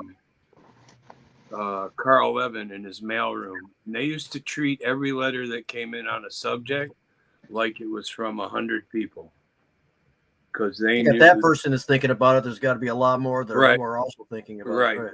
Right. So they would, divide things out by category, and they were shocked sometimes at how many people would write in on. And we're continually supported by these polls that show that federal legalization has a 66% support level amongst American citizens. Medical marijuana has a 95% acceptance by American citizens plus. So when you see issues of social justice that revolve around an issue that is so damn popular, you should just take the popular approach. Do what the people are looking for. Make the clemency. Get that off your desk. I think people at large support cutting this sentence short because of the circumstances. And you think, like, if this is successful, this is something that brings light to this issue at large. There's people like originally there might be some developments going on with Michael too. I'm not sure what the update is on that, but I mean, this compounding cannabis things, leading to these really harsh potential charges, or sentences, stuff like that. And you're eliminating the cannabis shit out of there, and it's not that, big of a deal. And poor Michael, to personally know some of these officers that were there to raid his place, just that's insult on top of injury. He's been through that ringer a few times, I know. like to see him not have to do that again. That would be cool. We'll get an update on that at some point. Marshall, there are a lot of people whose clemencies are completed and are sitting on the governor's desk. We talked about Rudy Gammo. Are there others that we should be calling the governor's office and asking her to take action upon? Oh yeah, absolutely. The Michael Thompson Clemency Project, we got like probably 10 in right now. We were successful with one before the end of the year. He wasn't cannabis case that got granted immunity, but the war on drugs goes deeper than just cannabis. And so his name was Jimmy Burden. He was sentenced for 39 years for the alleged theft of $18. He was granted commutation, but he's still in prison. So, call the governor, say, you got to let Jimmy out. You gave him commutation 3 months ago. Like, come on. Was his family at that special event we did at Vehicle City Social? Jimmy, Yeah. Rudy, Patrick, and all Yep. prisoners Jimmy. in there by way of There were cannabis representatives. investigation. Yeah. And Because I Horace remember Peterson, you remember his family. Horace Peterson's on the desk. That's a big one. Like, he's been down for a long time for just being wrong place, wrong time as a 18-year-old, 19-year-old. You know, Been down 48 years. that there was a camera crew there for when Michael Thompson was released, and that was in part helping to film the documentary that Michael and others have gone around and the and helped sentence of Michael Thompson. promote. Yeah, in the sense, and saw that in Flint, and part of this whole message are the other people still there under these just outrageously restrictive circumstances, just like this cruel punishment type of scenario. And some of these guys are really old, and I feel like 50 years, or at least one guy. Yep. Yeah. And some of their family members were in there watching the movie with us. It was really, really intense, man. People should check that movie. I know it gets played around, and also people can arrange to have it. I think Meds Cafe talked about maybe getting it, helping to sponsor a showing of it. But this is the type of thing that if we were to blow up the governor's phone about signing the commutations that are already on her desk, that we might be able to make some grassroots things happen. I mean, it's a great public relations opportunity for her if they only seized upon it. And I hate to boil someone's freedom down to a public relations opportunity, but sometimes that's the only language they speak. Josh, I know you have to go soon. Did you want to get some final stuff in, bud? Yeah, thanks for having me, and thanks for listening about what's going on with Patrick. And hopefully I can come back on and give you guys an update when he gets a motion filed, and we can talk about it a little bit more, because it's something we're going to keep moving on, and hopefully we'll see Pat released soon. We'll Thanks talk for to you about having that, and probably many other issues here, and Sure. as time goes by. But appreciate that, and again, Marshall said it, and it's been said a few times, but thanks a lot for your volunteer work on all that kind of stuff. That's We only focused on your current case that you're working on. We didn't even touch on your long history of doing pro bono stuff and helping children escape Child Protective Services, and your storied history with criminal defense prior to your coming to Meds Cafe and the current role that you are. So just we scratched the current surface of Josh today, but there's much, much more. Well, thanks for having me, guys, and I'll talk to you guys all later. Thanks a lot, man. Talk to you soon. Bye. With all the work that has been done already and all the campaigns that have been fought and all the signatures that have been collected, it's still so much work left to do. Kind of anticlimactic if you hang around, Josh. Yeah, but he's smiling though. What a great freeze frame though. He's smiling. Still with us, the power. Yeah, that's good. I feel like that's an advertisement for a pancake syrup, like lumberjack and the pancake syrup. Benz or something. Yeah. What did you say? Lumberjack Benz. Oh, I thought you said depends. I was like, no, I did not. I don't use that. No, I didn't think you would. That's why I wanted to fix it. Okay. No, Josh is great. Josh is wonderful. Yeah, I mean, there's a lot of lawyers out there that do that kind of work, but Josh, I would say, has been known for doing more of it. Known for more of it. We fought the Flushing Township ordinance, and Josh showed up to give testimony, and his testimony was very meaningful, I thought, to the people there. And that's where Trish and Sunshine Daisy were on from there when they were on earlier.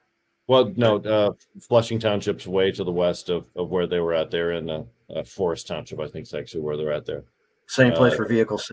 GC3, yeah, the same township. Yeah, so Josh helped out there too. There was some stuff going on there too. Yeah. But it's great to see an attorney who's knowledgeable in a specialized area, which is cannabis law. It's not just for any attorney to be able to tackle. Unfortunately, a lot of people in the early days of medical marijuana used non-knowledgeable attorneys for their defense, and they just pleaded to things. Worse than that is the industry using huge law firms to get them their licenses who know nothing about it. the weed They game. pay the blue chip law firm to make sure everything's done perfectly and researched, and they Isn't spend it a all the lot. They connections? spend a lot on that. But Josh, you had the Latz case, which was the stupid Yeah. transportation thing where it's supposed to Yeah. be in your trunk and all Great that stuff in your bullshit. trunk. So that was a good one. A lot of great things, Bree man. Green, of course, that was probably that's a national and international story. Bree Green, so Yeah. But a lot of history there. Yeah. So earlier, Marshall, too, we were talking about stuff in the kind of legislature. I know, and when you wear other hats, you take great interest in that kind of stuff. Yeah, all fuck MCMA, Yeah. Glad you're Yeah. gone. Stay gone. That shit's wild. All that reported. I mean, yeah, the not so quiet part's out in public now. We all knew that, but it's good to have it all written down in one spot. So it was good to get Wonder out of the industry. That was really helpful in the legislature. But the entire demise of that, and we've seen lobbying firms come and go. Michigan Responsibility Council, which was mentioned in this series of articles we started talking about at the beginning of the program, they were a competing ballot initiative to the Legalize MRTMA program from 2018, and they were pretty well funded, right? They were collecting signatures at a pretty good clip. They didn't collect the number that we did or enough to get on the ballot, but they offered that counter voice, the big business kind of a perspective. We've always had to fight to get what we got. It's never been easy. Well, it's that grassroots effort that makes the difference. And it moves a lot slower than you think it should, because you're very much aware of kind of like where you think it should be, so to speak, but the rest of the situation and the circumstances that need to come together to make that happen is not a quick process. No. But you're right. It was a grassroots effort to get most of where we're at right now. But it seems to me, from my observations, that most of the efforts to get local ordinances passed in order to get cannabis businesses and communities, those are not grassroots. Those seem to be corporatized. Right. Those are strategies. Professional signature collectors and very few locals involved. You typically have to have one local in order to sign on an ordinance on a potential for that in order to make it legit. Right. But right. And if that, I mean, we saw the last one that the last round of elections where there were 32 different ballot initiatives on the thing, and many of those the same guy was responsible for putting them on the ballot. A couple times ago, Sam was, and then some of his model was emulated by a few other people in subsequent elections. I'm not saying that's a bad thing at all. No, it's just how it happened. Yeah, that's all. That's how it happened, and there's a lot of people out there that have a lot of opinions, and it doesn't take much in many of these communities to get your opinion on the ballot. And the high failure rate you talked about with this last one, 32 of them were on, and I think like 18 of them were successful, but a lot of them failed. I think a lot of that is because there's not local people in support. There's not local people out there beating the bushes. Right. This is somebody wants a chance to get a new community in which they can open up a retail store, so they kind of force the issue. That's always been my argument with the organizations that show up at these communities that have ordinances being read, that if you don't have a local guy hollering and screaming and jump, the one guy that can raise his voice and scream and holler is the local resident. Everybody else has to walk in there and be respectful. Otherwise, you look like an occupying force. And the one guy that they're doing it to in their community, he can get upset, and he should get upset. But a lot of times nobody shows up from the local community, and these people feel like they're being told what to do by some outside force. I've seen oftentimes public relations consultants show up on behalf of corporations, and everybody can see right through that. This is a pitch man. This is one step away from a carnival barker is what we've got basically here, trying to sell us this particular the positive story that's going on here. Now, not to say that that's not effective, but a local township council they can tell who's who's not necessarily there for their best interest, who's just trying to accomplish their client's mission. So I think that's why it's so much more important for the locals to show up, because that testimony is given so much more credibility than that, shiny shoed guy with a briefcase in a room full of bib overalls, right? You're out of place. Right. You're not, I think you're right. I think Ricky brought up a good point, or he's alluded to it, that like some of these strategies are not they're designed around the big money interest positioning in themselves better. They're not done in the way that we've seen over the years. Now it's kind of interesting how they and the on the federal level. You posted the article earlier today, and that's how I saw it. I think on your Facebook page or something like that. And is a federal discussion kind of, and it starts out by lawmakers being made aware of how dangerous cannabis is. So when they get into this discussion, they've got to think in terms of all these extra restrictions and regulations or whatever. I mean, it's setting the stage, and that's part of the strategy too. Of course the big money interest wants there to be a lot more, to start off with a lot more regulation in place, so they can be one of the few to position themselves to adhere to whatever the circumstances are. like a federal regulatory framework that favors business opportunities and allows businesses to transfer cannabis freely across state lines. That's currently an issue that's kind of being debated. We have a gentleman from Michigan who's suing the state of New York and has stopped their licensing process for the entire state for their adult use program. He thinks he should be considered, right, because of what happened to him in Michigan, but they mean for it to be for New Yorkers, but he's challenging that. So in brief, there's something called the Dormant Commerce Clause, and what that says in a simplistic way is that you cannot have a state law that inhibits the free flow of commerce across state lines.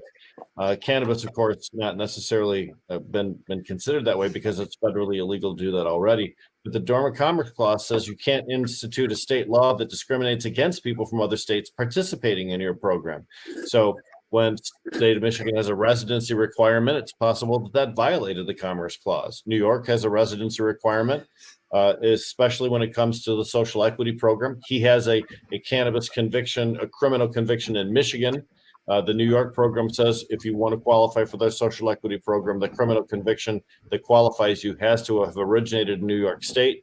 He says that's federally illegal, and the courts seem to be willing to listen to him. I don't know how it'll shake out eventually, but they do seem to be willing to listen to the argument. That could have a big impact on whether or not we can get protection from free-flowing interstate commerce and get all that 3-year-old crap weed from Oregon shipped to Michigan markets. I will say that during the drafting of the MRTMA, there were some kind of like similar restrictions put in that you're talking about for participation in some of the licenses. You have to be a resident, and that type of stuff. And part of the discussion did include, some of these things are challengeable. I mean, it might turn out that if somebody wants to make an issue out of this, that it won't, hold up, but we don't really expect anybody to screw around with it too much, or, that type of discussion. So it wasn't like that was lost, right. Yeah. But again, no one had challenged it previously. So although it was recognized as a potential, it really wasn't a real potential at that point because it just had never been done previously. Yeah. And if so, you lose, and the whole thing otherwise moves forward. So that was part of the risk assessment too. Severability means you can have one part of the law fail, but the rest of it remains valid. Exactly. Yeah. We've seen residency fail in Michigan already. Detroit lost the residency and all that. But a level of it also won. I think that Dexter case or Pinckney case or something like that with Loom. Oh, there were some of the local communities have used a residency requirement or some kind of local in the weighted assessment for licensing. One of the ways you can qualify for a 100% score on your application. And so when people don't get 100% because they don't have any local representative, they want to sue for that. But as Jamie mentioned, the courts have really supported the local communities there. They're allowed to set on a local level the criteria that they want in order to achieve those, as long as the process itself was fair. communities can decide whatever criteria is important to them, as long as it doesn't discriminate based on gender, race, sexual orientation, or any of those other Illegal stuff. protected Yeah, I think status. that issue with Detroit seems so far to have been resolved by including the definition that the state had for social equity recipients and a couple other Issuing changes. licenses. We There are weren't sure if it still was going to be some appeals. substantive enough, but apparently it was. I was skeptical. I did not Yeah. think it would pass court muster, and I know there are still some appeals, but they're going forward. God bless them. Good for them. All I know is my white friend, who has a social equity license in Detroit, got his AU license and is operating under recreational. Rocket. Move forward. So Yeah. the system works when the court doesn't stop it, but it will come back. Well, I would hate to see some kind of a court decision later on that invalidated all the licenses that were issued. I would like to see a more intelligent way to handle problems with the licensing program than just erasing everything, especially since you've got millions and millions of dollars invested in fixtures and real estate and wages and everything else that you can't put a hold on that. It's ridiculous. Right. So Well, they're proceeding at a point now which makes it almost impossible for them to be stopped. I'm also interested in what they're going to do with the non-licensees in Detroit. Because There are some there are dispensaries people, in Detroit operating that are not on the radar, so to speak. Yeah. well, but there are more operating than licenses they have. So what are they going to do with the other 30 guys or whatever it is? And of course, those have been in existence for a number of years, right, And- Adam? These are not just pop-ups. These are places that They everybody all have knows medical around. license. They all have medical license. They're doing the medical thing. Yeah. Yeah, got to keep medical alive. That's what it comes down to. They're going to try to keep getting rid of it as numbers dwindle, but got to keep getting your car. We got to keep the caregiver system alive. We don't Yeah. necessarily might need to keep the commercial system alive. Melding of licenses so that people don't have to apply for two different licenses and things like that too. But what we can't do is allow any changes to the medical or caregiver regulations or rules. That has to remain existent. I would love Medical to see. farmers markets. I'd love to see a permanent exemption for all card-carrying patients for the 10% excise tax. I don't want it to be a store-by-store decision. I think it should just be a statewide gig. Yep. I Right when you should check in. Yep. And some stores don't even. Yeah, that's frustrating. There's, yep. It doesn't But this- seem like there's going to be. Well, we'll see what happens, but doesn't seem like there's necessarily going to be a lot of cannabis action anytime soon in our state No. legislature, from what I'm No. hearing from a couple different sources. But I mean, a cultivation limit on licensing being issued is such a controversial subject. These guys don't want to deal with that. Even a Democratic-controlled House, Democratic Senate, and Democratic Governor's office, there still will be party division over something like that. you need a 3/4, and that's especially if there's a little element of there's now been a change in majority leadership in those bodies for the first time in many years. The Democrats started putting together stuff and hit the ground running, and the Republicans have been complaining about it and being contrary and being restrictive in some cases in these processes and stuff. So I mean, you need that cooperation and stuff, and it doesn't seem like that's starting off like with a really great relationship, just right off the bat. So you can't really count on having enough altogether. But there's been pretty tense scenarios before, and they still put this stuff through at times. So I mean, Last year's legislative session ended on such a tense note. The lame duck session, which happens after the election in November, but before the end of the legislative cycle, was shorter than it's been in decades, because there was just no agreement between the two parties on anything. And some of the bills that were passed in the lame duck session by the Republican-controlled legislature were rejected by the Democratic governor and vetoed, because certainly they were just rushed through, and there wasn't the full vetting process where we give normal testimony and there's waiting periods and things like that. So at this point, many of those things that were supposedly accomplished last year will have to be reintroduced. Even the 3 cannabis bills, which are not really significant in the way that we consider things, but are more administrative stuff. Letting spouses of government employees be part of cannabis businesses and such. They'll also have to go right back through the legislative process again. Yeah. We'll have some kind of action on it. So the tribal compact thing, as we said in the beginning, and the moratorium discussion. There's another one I mentioned. I actually forgot what it was now. What we're not hearing though is things that consumers are asking for, like remediation labeling and required remediation labeling, and Could- updating. And that might be that could be done through possible through rules, or would that have to be a law change? But they could do it through the rules, but it's still something that the legislature themselves could mandate. As far as the legislature sets out what has to come up as far as tags that you have to put on packages. They're the ones that decided poison control has to be there, and there could be legislation that would make all that shit more efficient. Right? Just there's a lot of stuff. That stupid pregnancy thing. I know. You could combine all the warnings into one UPC code and say scan here for more information. Right. When I say stupid pregnancy thing, it's like, tell your doctor about it, but like make it like the aspirin bottle, which just says if you're pregnant or thinking you're pregnant, talk to your doctor. Leave it at that. This whole long fucking thing that they have, it shames people into thinking that you would ever even think about, using cannabis while you're pregnant or something, and there's some people that really benefit from it. So some people, dude, there's generations of us that were created on cannabis. What are you talking about? I got 4 kids that wouldn't exist without cannabis. Everybody who benefits from it that would be discouraged over that kind of stuff is the issue. And just think, Adam, if your sperm wasn't compromised, you'd probably have 8 kids. What? Man. There was just an article in Politico that talked about how all the negative information about cannabis consequences has come to the light of the federal law enforcement, federal lawmakers, and they're focusing on that. There's been so much positive too. It just bothers me that we have such a one-sided dialogue with these people. It just goes to prove and show how we're the wicked stepchild and how we're treated as second-class citizens, because anything you want to know, all they got to do is pick up the phone and call Israel. They've been studying this shit for 20 years. They got all the information you could ever want.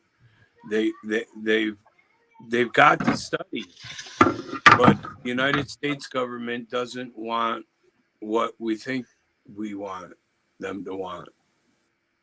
They don't want this. They don't want it. No. Well, Governor Whitmer, that's for free cannabis prisoners. Patrick Gittes, Rudy Gammo. Is there another name you threw in there? Oh man, Horace Peterson, free Horace Peterson, and we also just took on. There's a lot. Go to our website. We got more people. Got to free a lot of people. Look at anything else while we're winding down, Marshall? Anything else you want to throw in from any particular concern or thing you might want to leave us with? Yeah, just got to keep protecting our backs, keep our plants, keep our medicine. So I'm seeing a lot of good work here. Jazz Cabbage, rocking it. Yeah, appreciate all your work, man. Go ahead, Rick. No. Yeah, let's make sure Adam gets an opportunity to say any final comments he wants.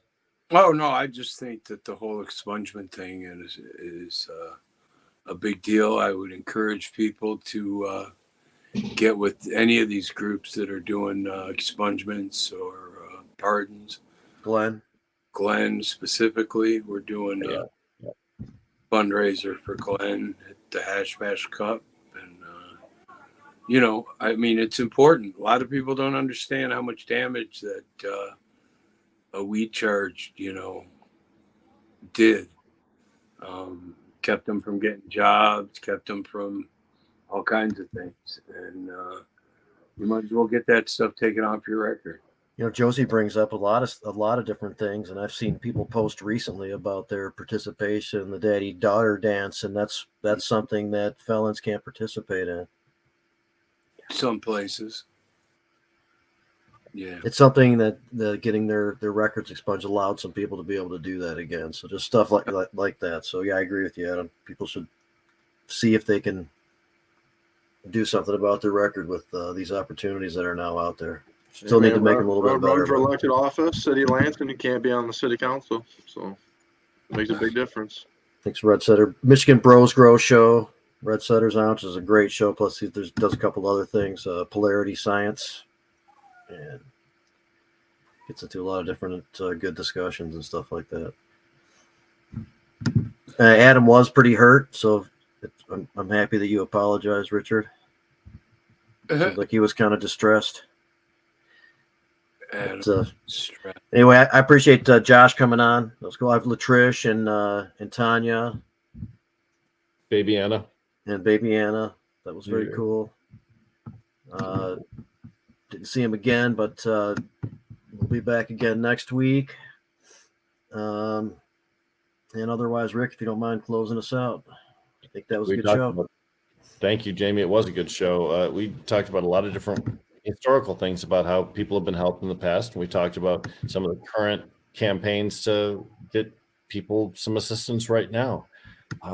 It's never been easier for you to make a difference in someone's life, to reach out and make that phone call to the governor's office, or to stop by a booth and fill out a form, or to send an electronic letter to our lawmakers or to our governor's office saying that you support clemency or you support pro-cannabis issues to be advanced in her office. You got to do it. We all have to come together, and it's never been easier to come together. So come on, people, let's make it happen. Let's make Rudy Gammo our point of focus. I'd love to see Rudy get out. We're so connected. Rudy's still not out. Rudy is still not out. It's crazy. They're gonna try to hold him, but he can still be freed. She can still. I personally did exactly what Rudy is in prison for right now. Yeah, which is running a unlicensed cannabis dispensary. I was in management of Big Daddy's, part of the LLC, part of the nonprofit rather, and when Rick went to jail for 2.5 years, for 2 years, I narrowly escaped. So, I've never sold weed. Yeah. No, you're more of a recipient. You're more of a recipient than a a source, right? Yes. No. I'm king of the black market. No participated in any selling of weed, though.